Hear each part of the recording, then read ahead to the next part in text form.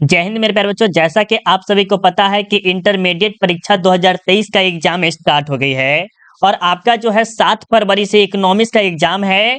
तो ऐसे में आपको ऐसा प्रश्न पढ़ना चाहिए जो कि आपके बोर्ड एग्जाम में आ सके। तो आपके लिए यह वीडियो बहुत ही ज्यादा स्पेशल है क्योंकि इस वीडियो से आपके बोर्ड एग्जाम में बहुत सारे प्रश्न पूछे जाएंगे। तो आप इस वीडियो को शुरू से लेकर अंत तक देखिएगा और लास्ट में जरूर कमेंट करके बताइएगा कि आपको ये वीडियो कैसा लगा।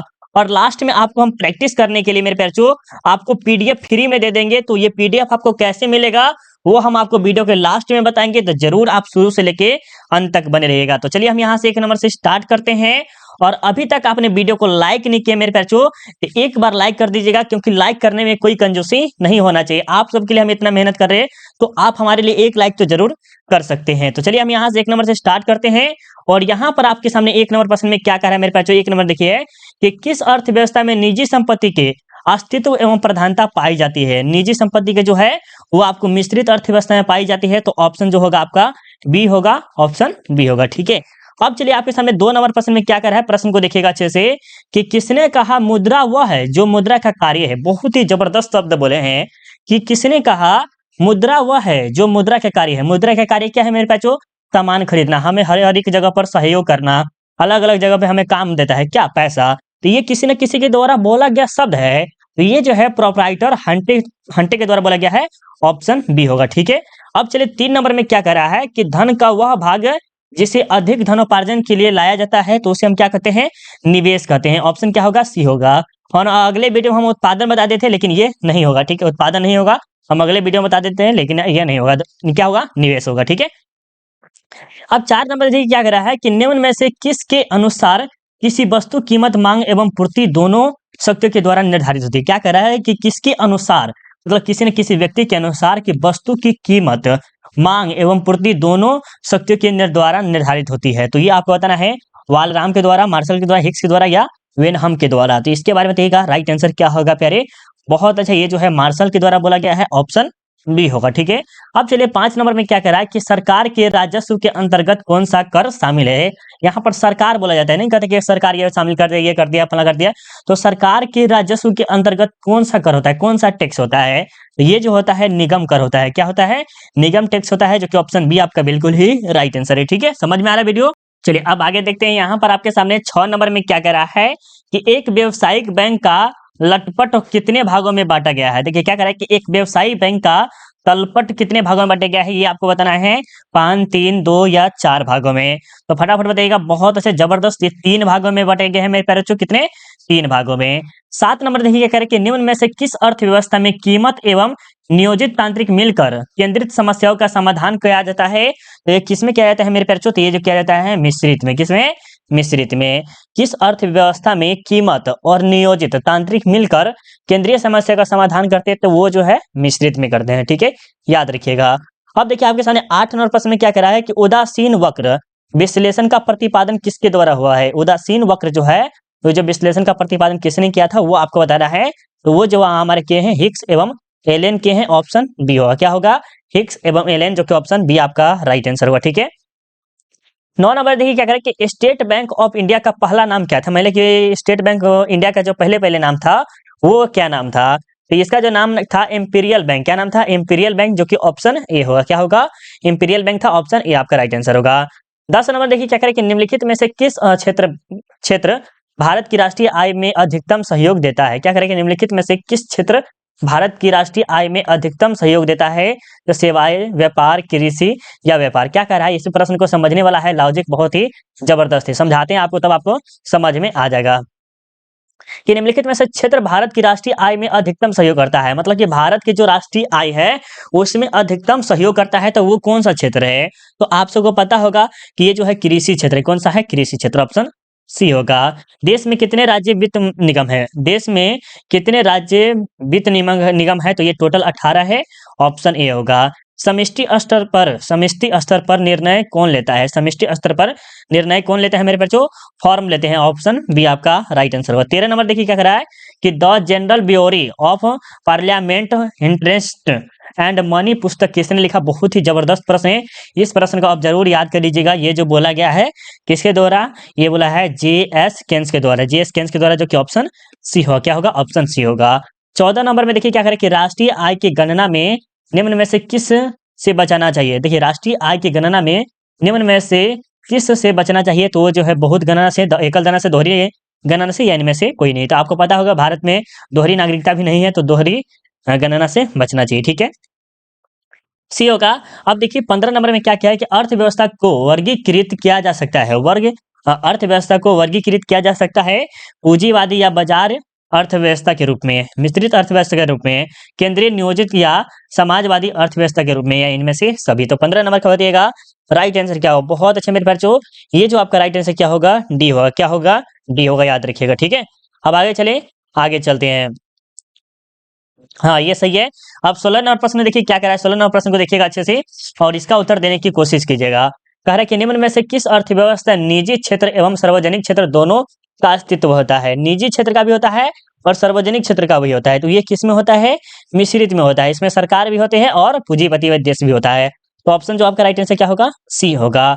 17 नंबर देखिए क्या करें कि जब कुल उपयोगिता अधिकतम होता है तब सीमांत उपयोगिता क्या होता है। जब कुल उपयोगिता अधिकतम होता है, जब सीमांत उपयोगिता क्या होते हैं, शून्य होती है। क्या होती है, शून्य होती है। मांग के नियम वक्त करता है, मांग के नियम वक्त करता है। तो इसके बारे में बताना है, क्या होगा राइट आंसर। वस्तु की कीमत तथा मांगी नई मात्रा के बीच का संबंध है, जो कि ऑप्शन क्या होगा, ये होगा। क्या होगा, ऑप्शन ए होगा, ठीक है, याद रखिएगा। अब देखिए 19 नंबर में क्या कहता है, स्थता वक्र का सिद्धांत किसने प्रतिपादित किया था। तो वो जो है किसने किया था मेरे पास, जो सैमुअलसन, जो कि ऑप्शन क्या होगा, डी होगा, याद रखिए। तटस्थता वक्र सुझाव दे होता है, तटस्थता वक्र सुझाव होता है, तो किसका होता है, 20 नंबर का बताइएगा। बिल्कुल, ये जो होता है बाएं से दाएं की ओर होता है, ऑप्शन ए होगा। तटस्थता वक्र विश्लेषण किस आधार पर आधारित होता है। तो ये जो है मेरे पास किसके क्रमगत माप में होता है, ऑप्शन बी होगा। अब देखिए 22 नंबर में क्या करा कि किस बाजार में ए आर वक्र एक्स अक्ष के समांतर होती है। क्या करें कि किस बाजार में ए आर वक्र एक्स अक्ष के समांतर होती है। तो 22 नंबर का प्रश्न का उत्तर दीजिएगा।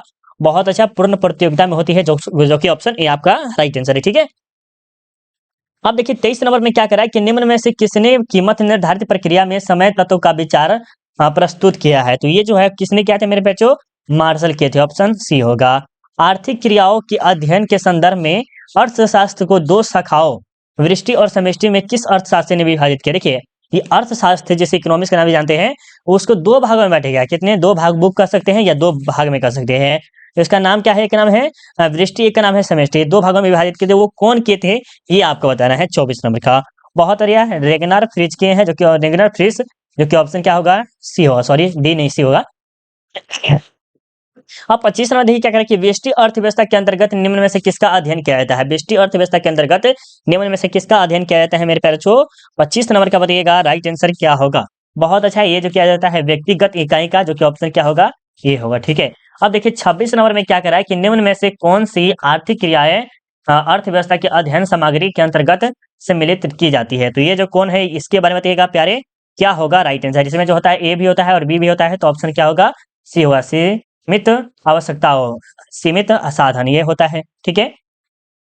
27 नंबर देखिए क्या करें कि माइक्रोज, जिसका अर्थ छोटा होता है। माइक्रोज का अर्थ क्या होता है, छोटा है। निम्न में से कौन सा शब्द, ये जो है ये माइक्रोज जो शब्द है वो कौन सा शब्द है, अरबी है, ग्रीक है, जर्मन है, या अंग्रेजी है। तो ये प्रश्न अगर पढ़े होंगे तो जरूर आप बताइएगा।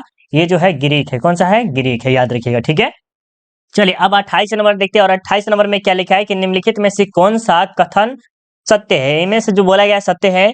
तो मनुष्य की आवश्यकताओं अनंत होती है, मनुष्य की जो आवश्यकताएं हैं वो हमेशा अनंत ही रहती है। साधन सीमित होते हैं, मतलब कि जो आपके पास साधन है वो सीमित, जैसे तेल तेल हो गया, पेट्रोल, ये सब जो है वो सीमित है। दुर्लभता की समस्या चयन का जन्म देती है, तो ऑप्शन क्या होगा, डी राइट आंसर होगा, ठीक है। क्या करें कि अर्थव्यवस्था की केंद्रीय समस्या कौन सी। अर्थव्यवस्था की केंद्रीय व्यवस्था क्या होती है, साधनों की आवंटन होता है, साधनों का कुशलतम उपयोग होता है, आर्थिक विकास होता है। ऑप्शन इसका भी राइट आंसर क्या होगा, डी ही होगा, ठीक है। आर्थिक समस्या मूल्यतः किस तथ्य की समस्या है। आर्थिक समस्या मूल्यतः किस तथ्य की समस्या है। तो ये जो है मेरे पास क्या है, चुनाव के, जो कि ऑप्शन क्या होगा, ए होगा। अब देखिए 31 नंबर में क्या करें कि निम्न में से किस अर्थव्यवस्था में निजी क्षेत्र एवं सार्वजनिक क्षेत्र का सह-अस्तित्व होता है। सह-अस्तित्व जो होता है वो होता है मिश्रित का होता है। किसका होता है, मिश्रित का होता है। एक समाजवादी अर्थव्यवस्था का मूल्य उद्देश्य होता है। एक समाजवादी अर्थव्यवस्था का मूल्य उद्देश्य क्या होता है प्यारे, तो इसके बारे में बताइएगा राइट आंसर क्या होगा। चलेगा, इसके बताइएगा कि 32 नंबर का राइट आंसर क्या होगा आपके नजर में। बिल्कुल आपका जो राइट आंसर क्या आ रहा है, क्या आ रहा है मेरे बच्चों? बहुत अच्छा, ये जो होता है अधिकतम लाभ कल्याण, जो कि ऑप्शन डी होगा, ठीक है। 33 नंबर देखिए क्या कह रहा है कि किस अर्थव्यवस्था में कीमत तंत्र के आधार पर निर्णय लिए जाते हैं? किस अर्थव्यवस्था में कीमत तंत्र के आधार पर निर्णय लिए जाते हैं? तो वो जो है मेरे पास किसमें? पूंजीवादी में। किसमें? पूंजीवादी में, ठीक है, याद रखिएगा। उत्पादन संभावना वक्र है, उत्पादन संभावना वक्र जो होता है अक्ष की ओर नतोदार होती है। ऑप्शन ये होगा, क्या होगा? ऑप्शन ए होगा। उस वक्र का नाम बताए जो आर्थिक समस्या दर्शाता है। उस वक्र का नाम बताए जो आर्थिक समस्या को दर्शाता है। तो वो जो वक्र होता है, कौन सा वक्र होता है मेरे पास? जो उत्पादन संभावना वक्र होता है, जो कि ऑप्शन क्या होगा? डी होगा। उत्पादन के निम्न में से कौन से साधन है? तो इसमें भूमि होना चाहिए, श्रम होना है, पूंजी है, इनमें से सभी होना चाहिए। इनमें से सभी होना चाहिए। राइट आंसर क्या होना चाहिए? इनमें से कुछ छूटा हुआ है, इनमें से सभी, ठीक है। क्योंकि देखिए उत्पादन के निम्न होना चाहिए, भूमि जरूरी है, श्रम भी किसानों से होना है, पूंजी भी होना जरूरी है, तीनों की तीनों आवश्यकता है। तो ऑप्शन क्या होगा? डी होगा, इनमें से सभी होगा, ठीक है। अब चलिए 37 नंबर देखिए क्या कह रहा है कि किसने कहा कि अर्थशास्त्र धन का विज्ञान है? किसने कहा कि अर्थशास्त्र जो है वो धन का विज्ञान है? तो वो जो है किसके द्वारा बोला गया है मेरे प्यारे? तो ये जो है आपको बोला गया है एडम स्मिथ के द्वारा बोला गया है। ऑप्शन सी होगा, क्या होगा? Adam Smith. अर्थशास्त्र चयन का तर्कशास्त्र है, किसने कहा? अर्थशास्त्र चयन का तर्कशास्त्र है, किसने कहा था मेरे बच्चों? तो ये जो है रॉबिन्स कहा था। ऑप्शन सी होगा, क्या होगा? ऑप्शन सी होगा। व्यष्टि अर्थशास्त्र में सम्मिलित होती है, व्यष्टि अर्थशास्त्र में सम्मिलित होती है। तो इसमें जो होती है कौन शामिल होती है मेरे बच्चे? व्यक्तिगत इकाई होती है। क्या होती है? व्यक्तिगत इकाई होती है, छोटे छोटे इकाई होते हैं, व्यक्तिगत मूल्य निर्धारण होते हैं। इनमें से जो राइट आंसर क्या होगा? डी होगा, क्या होगा? डी होगा, ठीक है। अब देखिए यहाँ पर 40 नंबर में क्या कह रहा है कि अर्थशास्त्र के जनक कौन है?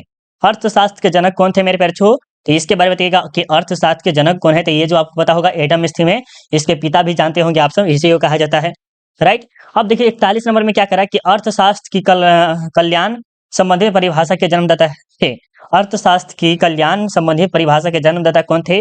41 नंबर का बताइएगा राइट आंसर क्या होगा प्यारे? फटाफट वो कमेंट करके बताइएगा क्या होगा। बहुत अच्छा, ये जो है मार्शल जी है, ऑप्शन बी होगा, ठीक है।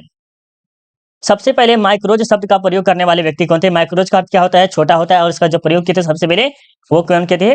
मार्शल किए थे। कौन के थे? मार्शल किए थे। अब देखिए 43 नंबर में कि किसके अनुसार अर्थशास्त्र मानव कल्याण का विज्ञान है? किसके अनुसार अर्थशास्त्र जो है मानव विज्ञान का कल्याण है? तो ये जो है किसके द्वारा बोला गया है मेरे बच्चों? तो ये आपको फटाफट बताना है किसके द्वारा बोला गया है। चलिए यहाँ पर रेगनर की फीस होगा मेरे बच्चों, यहाँ पर ये होगा, ठीक है। अगर मिस्टेक कर दी थे, डी होगा आपका राइट आंसर था, सुधार लीजिएगा। यहाँ पर जो होगा ए मार्शल होगा, जो कि ऑप्शन ए होगा 43 नंबर का, ठीक है। 44 नंबर देखिए क्या करें कि निम्नलिखित में से कौन कौन उत्पत्ति का साधन नहीं है? मतलब उत्पादन करने का कोई साधन नहीं है। तो भूमि हुई है, श्रम भी है, मुद्रा भी है, लेकिन पूंजी होगा या नहीं होगा, या मुद्रा होगा नहीं यार। इसमें आपको बताना है कौन है। मुद्रा नहीं है, क्या है? मुद्रा नहीं है। अभी अभी जस्ट आपको पढ़ाए थे भूमि जरूरी है, श्रम भी जरूरत है, और पूंजी भी जरूरत है। मुद्रा की कोई जरूरत नहीं है उत्पादन के लिए। अर्थव्यवस्था की केंद्रीय समस्या क्या है? अर्थव्यवस्था की केंद्रीय समस्या है कि क्या उत्पादन हो, कैसा उत्पादन हो, उत्पादित वस्तु का विवरण कैसा हो, ये सभी के सभी होते हैं। तो ऑप्शन क्या होगा? डी होगा। उपभोक्ता व्यवहार का अध्ययन किया जाता है। उपभोक्ता व्यवहार का अध्ययन किया जाता है मेरे बच्चों, ये किस में किया जाता है? इसके बाद 46 नंबर का दिएगा। बहुत इसका जो राइट आंसर क्या होगा? सूक्ष्म अर्थव्यवस्था में होता है, जो कि ऑप्शन ए हुआ, ठीक है। 47 नंबर देखिए क्या करें कि उपयोगिता का गणनावाचक सिद्धांत निम्न में से किसने प्रस्तुत किया? उपयोगिता का गणनावाचक सिद्धांत निम्न में से किसने प्रस्तुत किया है? तो ये जो बताइएगा किसने किया है, फटाफट बताइएगा राइट आंसर क्या होगा। बहुत अच्छा मेरे प्यारे, इसका बताइएगा। चलिए बिल्कुल इसका जो राइट आंसर क्या होगा? हाँ, चलिए बहुत अच्छा, इसका जो राइट आंसर क्या होगा? मार्शल होगा, या पिगू होगा, या हिक्स होगा, या सिमुलेशन होगा, ठीक है। इसका राइट आंसर मार्शल होगा, याद रखिएगा। अब यहाँ पर नहीं है। गोसेन का प्रथम नियम निम्न में से कौन सा है? गोसेन का प्रथम नियम कौन सा है मेरे बच्चों? ये जो है आपका सीमांत उपयोगिता हास नियम है। कौन है? सीमांत उपयोगिता हास नियम है। 50 नंबर की रिजर्व बैंक ऑफ इंडिया की स्थापना कभी थी? तो इसका कमेंट आप करके बताइएगा 50 में पता है कि नहीं पता आपको। अब आपको चाहिए पीडीएफ, किसके लिए? प्रैक्टिस के लिए। तो पीडीएफ आपको फ्री में मिल रहा है, और पीडीएफ आपको थोड़ा सा कष्ट करना पड़ेगा। सिंपली आपको देखिए लाइक नहीं किया पहले लाइक भी कर दीजिएगा, ठीक है। लाइक भी कर दीजिएगा, जब तक हम आपको बता रहे तब तक आप लाइक कर दीजिए। गूगल पे जाना है, ठीक है, आपको गूगल पे जाना है। इस प्रकार आपको गूगल आएगा, गूगल पे सर्च कीजिएगा सेल्फ स्टडी। क्या सर्च कीजिएगा मेरे बच्चों? Self study Kundan Kumar search कीजिएगा। उसके जस्ट नीचे आइएगा तो यहाँ पर क्लिक कीजिएगा। उसके नीचे क्लिक करने के बाद यहाँ पर देखिएगा तो आपको इकोनॉमिक्स का मिलेगा, लेकिन यहाँ पर खोजने में आप बहुत ज्यादा टाइम लग जाएगा। उससे मेरा यहाँ पर आपको साइड में सर्च का ऑप्शन दिखाई दे रहा है। क्या है? साइड में सर्च का ऑप्शन दिखाई दे रहा है, और यहाँ पर सर्च कीजिए इकोनॉमिक्स। इकोनॉमिक्स थोड़ा सा ठीक से लिखिएगा, तब आपको आएगा, नहीं तो नहीं आएगा। इकोनॉमिक्स लिख के सर्च कीजिएगा, उसके जस्ट नीचे आइएगा तो यहाँ पर देखिए एक मॉडल पेपर डाल दिए हैं। और अभी 10 मिनट के बाद आप देखिएगा या अभी वीडियो समाप्त हो गया और उसके बाद जाके चेक कीजिएगा तो बहुत सारा पीडीएफ यहाँ पर अपलोड कर दिया गया है। यहाँ पर सब्जेक्टिव भी है, ऑब्जेक्टिव भी है, जो कि वायरल पेपर है वो भी डाल दिए हैं। तो एक बार जाके जरूर सर्च कीजिएगा। चलिए मिलते हैं अगले वीडियो में, अभी के लिए बाय बाय, जय हिंद, जय भारत।